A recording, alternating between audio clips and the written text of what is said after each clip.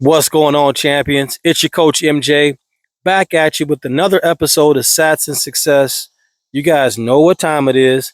It is once again that time for us to learn and grow. So let's get to it. Back in the middle of July, I began a series.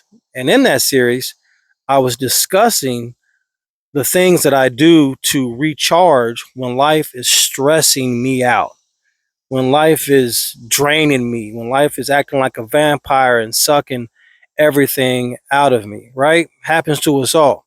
So, in that series, I discussed one of the things that I do to mentally recharge. I gave you one of the things that I do to physically recharge. And I was going to come back with the thing that I do to spiritually recharge. And just like life happened to me and I had to take a detour, which is a key, one of the keys to being successful in life. Being able to adapt and overcome, adjust, be flexible. And that's exactly what I had to do because out of nowhere, my little girl, my little dog Nina of 16 years, we had to lay to rest. And it devastated me. It absolutely devastated me. And so I had to pivot and give you my experience of how I was dealing with grief because it was the first time that I had ever had to deal with grief to that magnitude. And unfortunately, each and every one of us will have to deal with grief one, two, maybe three times in our life. The loss of a loved one, man, it is no joke, and we all deal with it differently. But I wanted to take the time in the middle of that series to deal with it real time, give it the respect it deserves. Again, because we all will have to deal with it. And I hope and pray that my experience helped some of you or will help you when that day comes in your life. But I had to take a detour, I had to adjust, had to adapt, overcome, be flexible, give it the time and respect that it deserves. I may very well come back to it because I'm still grieving. And that's just how grief is. Unfortunately, it's a monster that you got to become friends with.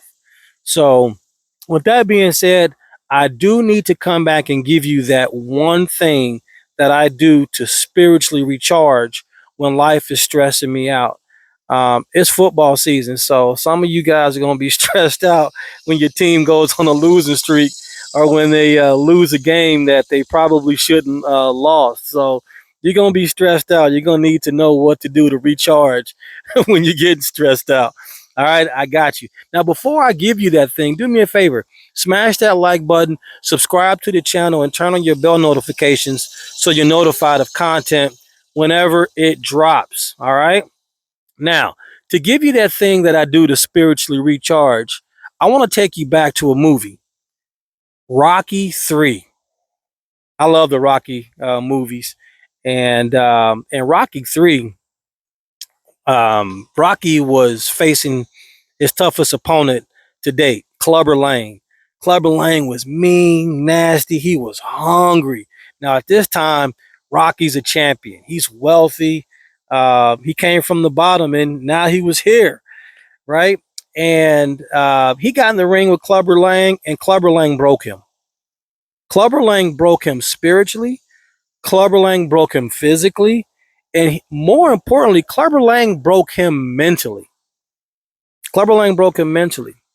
And so in the rematch, before the rematch, um, Rocky went back and he actually trained with Apollo. They connected, they reconnected, and Apollo wanted to train Rocky because Apollo knew that Rocky had lost that eye of the tiger. He lost that hunger that he had when he was at the bottom.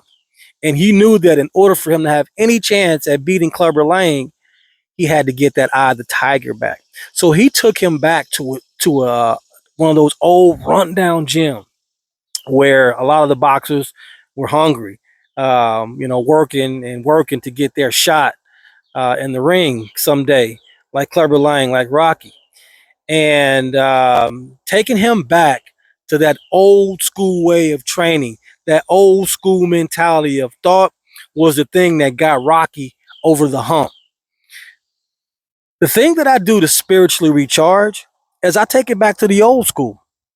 I take it back to the old school. See, before we had all these beautiful homes, before we had these big industrial buildings, warehouses, buildings, cars, planes, trains, pollution, before we had all of this stuff, it was just man and woman with nature.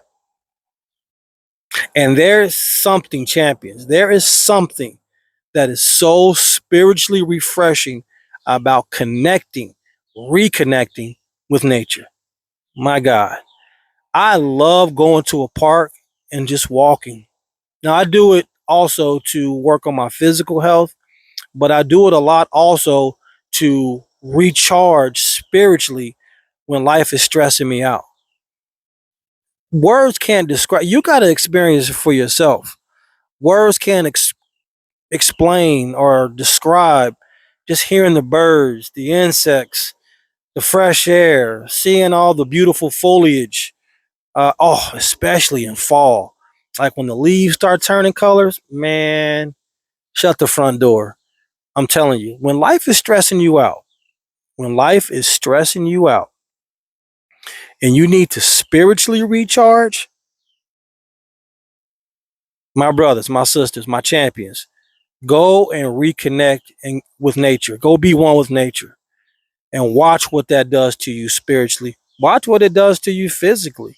So I gave you those three things that I do to recharge mentally, physically, and spiritually. Going back to recap, mentally, I like to create the beach, the ocean setting. Whether I'm at the beach or I'm in my own home, go back. You can check that video out on Wellness Wednesday. The other thing that I do to physically recharge is I go to get a massage.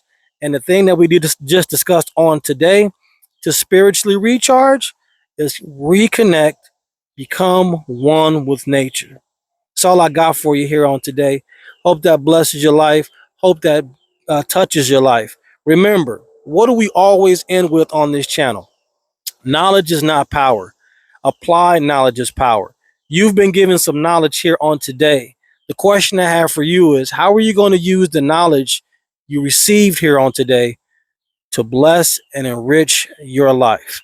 I love you. I appreciate you. And we'll see you on Financial Friday. Be blessed. Peace.